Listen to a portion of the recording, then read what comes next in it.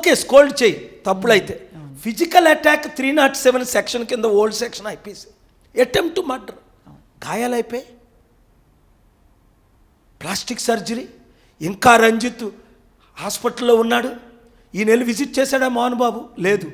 ఈయన సారీ చెప్పాడా? లేదు. ఏదో లెటర్ ఇప్పుడు నేను ధర్నా చేసిన తర్వాత సారీ చెప్పాడు. మరి ఆయన ఎందుకు రేవంత్ రెడ్డి అరెస్ట్ చేయలేదు? అంటే చంద్రబాబు నాయుడు గారి ఫ్రెండ్ అనా, మోదీ గారికి ఫ్రెండ్ అనా, లేకపోతే వాళ్ళకి వీళ్ళకి ఏమైనా సంబంధాలు ఉన్నాయా, లేదా రాజ్యసభ మెంబర్ అనా, మాజీ రాజ్యసభ మెంబర్ అనా? ఇదే డబల్ స్టాండర్డ్ అంటారు. రాజకీయ నాయకులకి ఒక 12 మంది ఎమ్మెల్యేలు కాంగ్రెస్ పార్టీ నుంచి బీఆర్ఎస్ పార్టీ చేరినప్పుడు నేను ఖండించాను. ఇప్పుడు 10 మంది ఎమ్మెల్యేలు బీఆర్ఎస్ పార్టీ నుంచి కాంగ్రెస్ పార్టీ చేరినప్పుడు నేను ఖండిస్తున్నాను. చట్టం అందరికీ సమానంగా ఉండాలి. వాళ్ళు జడ్జిలు అయినప్పటికీ లార్డ్స్ అండ్ డిక్టేటర్స్లా బిహేవ్ చేయకూడదు. నేను ఒక జడ్జి మీద ఇంపీచ్మెంట్కి వెళ్తున్నాను సుప్రీంకోర్టుకి, ప్రెసిడెంట్ ఆఫ్ ఇండియాకి, పార్లమెంట్కి. ఎందుకు? One judge violated the fundamental rights and I have a proof. Okay, ఇప్పుడు అదే సీఎం అల్లు అర్జున్ని అరెస్ట్ చేయకుండా ఉండుంటే ప్రజలు అడుగుతారు కదండి, ఎందుకు అరెస్ట్ చేయలేదు, కామన్ మ్యాన్కి ఒక రూలా, సెలబ్రిటీస్కి ఒక రూలా అని. ప్రైమఫెసీ లేకుండా అరెస్ట్ చేయకూడదు. పిలవచ్చు, ఓకే, ప్రశ్నించవచ్చు, ఇన్వెస్టిగేషన్ చేయొచ్చు. అరెస్ట్ చేసి రిమాండ్ ఎందుకు చేశాడు అంటే రేవంత్ రెడ్డి పేరు మర్చిపోయినందుక సక్సెస్ ఈవెంట్లో, లేదా పవన్ కళ్యాణ్ వీళ్ళు క్లోజులు కనుక చంద్రబాబు నాయుడు గురు శిష్యులు ఏమైనా మాట్లాడుకున్నారా? నా దగ్గర కొన్ని ఆధారాలు ఉన్నాయి.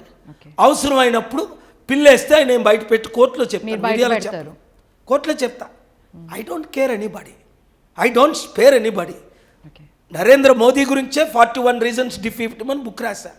ట్రంప్ గురించి డిఫీట్ ఇమ్మని బుక్ రాసి బైడెన్ని గెలిపించిన తర్వాత ట్రంప్ సరెండర్ అయితే, ట్రంప్ మాట్లాడితే నేను మరలా వెళ్ళి క్యాంపెయిన్ చేశాను లాస్ట్ ఎలక్షన్లో.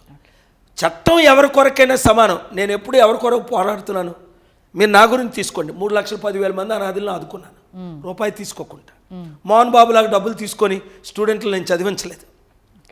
40 లక్షల వితంతువులు ఆదుకున్నాను.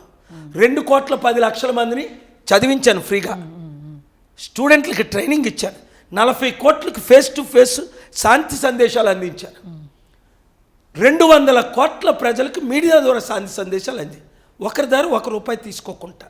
ఇప్పుడు నేను పొలిటికల్గా వచ్చాను, నాకు డబ్బులు అవసరం. ఒక బిజినెస్ మ్యాన్ ఒక పార్టీకి 100 కోట్లు ఇచ్చాడు, అపోజిషన్లో 6 పార్టీలకి 100 కోట్లు ఇచ్చాడు. రుజువులతో కోర్టులో కేసు వేశాను. మరి మాకెందుకు ఇవ్వలేదు? ఆయన మీద కేసేస్తాను. అన్ని ఇస్తే నువ్వు అన్ని పార్టీలకి, నీకు డీల్స్ ఇచ్చిన పార్టీలకి ఇచ్చి, నీ బిల్డింగ్లు కూర్చున్న వాళ్ళ పార్టీలకి ఇచ్చి, అది ఫేవరెటిజం అంటారు, క్విట్ ప్రోకో అంటారు, చట్ట విరుద్ధం. I will not spare any businessman in Hyderabad or India.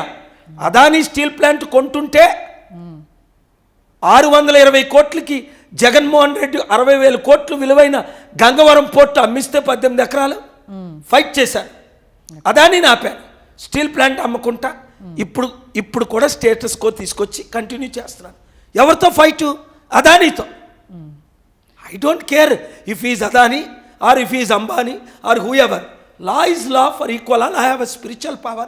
If anybody wants to attack me, I use my spiritual powers. So, ఇప్పుడున్న రేవంత్ సర్కార్కి మీరు ఎన్ని మార్కులు ఇస్తారు? -1.